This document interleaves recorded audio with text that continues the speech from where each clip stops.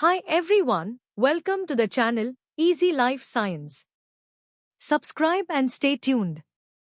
In the today's lecture, we will learn about immobilization of enzymes and cells, how to do that, and why we need to immobilize. Immobilization of enzymes or cells refers to the technique of confining anchoring the enzymes or cells in or on an inert support for their stability and functional reuse. The first immobilized enzyme was amino acylase of A or IZ to produce L-amino acid. What are all the support or matrix used to immobilize enzymes and cells? 1. Natural polymers. Natural polymers such as alginate, calcium and magnesium alginate of algae cell wall, collagen, chitin, cellulose, gelatin, etc.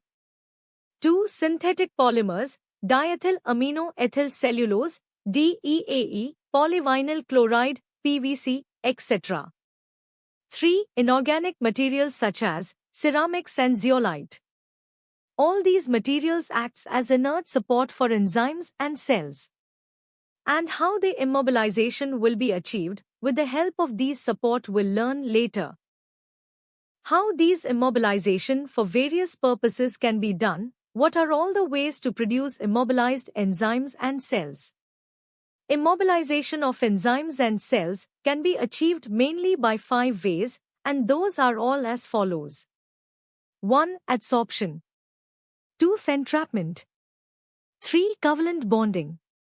4. Cross-linking. And 5. Encapsulation. 1. Adsorption. In this method, enzyme or cells is absorbed on support surface. Here, there is no strong bond between enzymes and surface. Support may be aluminum oxide, clay, starch, or modified saccharose. First enzyme by adsorption was done by Nelson and Griffin, where they used charcoal to adsorb invertase in 1916. Adsorption of enzymes and cells to the support takes place by following methods. By static process, immobilization is by allowing enzyme to contact support without stirring. By dynamic batch process, here, carrier is placed in enzyme solution and stirred or agitation slowly. Electrode position process, here adsorption can be achieved under the electric current. Adsorption of enzyme molecules on the inert support involves weak forces such as van der Waals forces and hydrogen bonds. And this can be reversible by changing slightly pH, temperature. 2. Covalent bonding. This is the widely used method of immobilization, where it involves the formation of covalent bond between chemical group of enzyme and chemical group of carrier. The hydroxyl and amino group of enzyme or support generally involve in the bond formation. Support used in the covalent bonding method are DEAE cellulose, agarose, collagen, gelatin, polyacrylamide, silica, amino-benzyl cellulose, porous glass, cyanogen bromide. Covalent bond formation can be achieved by following ways. By diazotization, bonding between amino groups of support, and tyrosyl or histidyl group of enzyme. By peptide bond formation, bond between amino or carboxyl group of enzyme and the carrier. Polyfunctional reagents, use of multifunctional reagents such as glutaraldehyde, which forms bond BW enzyme and carrier. Entrapment.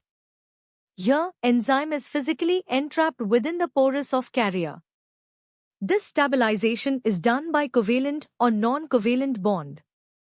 Support used here are water-soluble, such as polyacrylamide gels, agar, alginate, cellulose triacetate, carrageenan.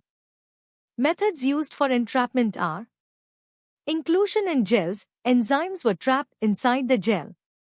Inclusion in fibers, enzymes or cells were trapped in fiber matrix.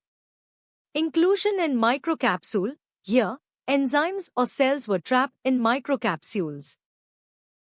4. Cross-linking, copolymerization.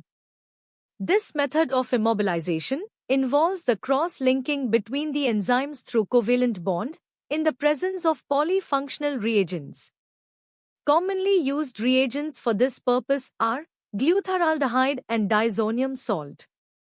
There is no need to use of carrier in this method, since it is cross-functional between the enzymes. Only disadvantage in this method is, the polyfunctional reagents may affect on enzyme, leads to denature or structural modification. 5. Encapsulation. Encapsulation is done by enclosing the enzyme or whole cell within the membrane capsule. This capsule is semi-permeable in nature, that may be nitrocellulose or nylon. Then why we need immobilize the enzymes and cells instead of used as such? Because there are several advantages of immobilized enzymes. Immobilized enzymes are stable and more efficient in function.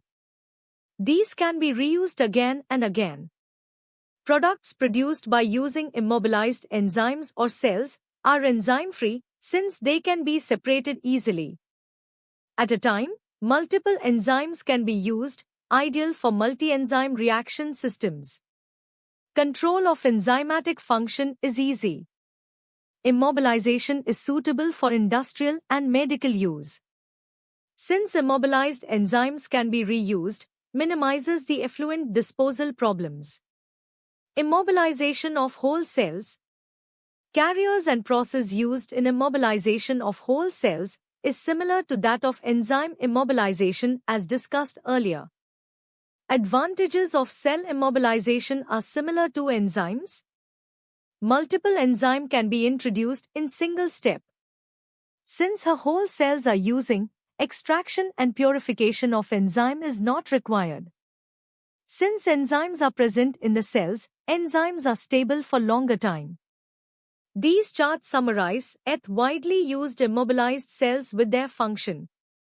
Thank you for watching. Subscribe.